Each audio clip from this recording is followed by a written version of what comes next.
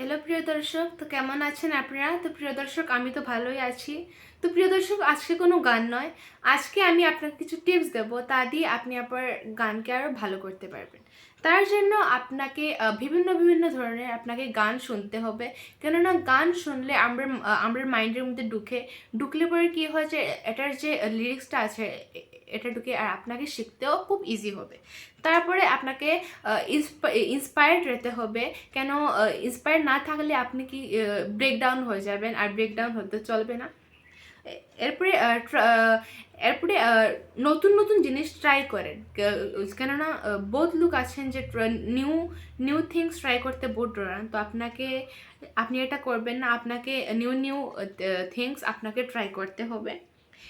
এরপরে আপনি আপনার যে গান করলেন, এরপরে আপনি আপনার মা বাবা বা যে পাশে আছে আপনাকে আপনি শোনান।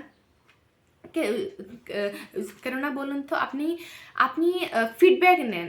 ফিডব্যাক নিলে কী হবে, আপনার যে ভুল ত্রুটি আছে তো ভুল ত্রুটিটা আপনি শুদ্ধ করতে পারবেন। কারণ আমরা যেটা গাই, আমরা যদি ভুল ত্রুটি হয় তা আমরা বুঝি না।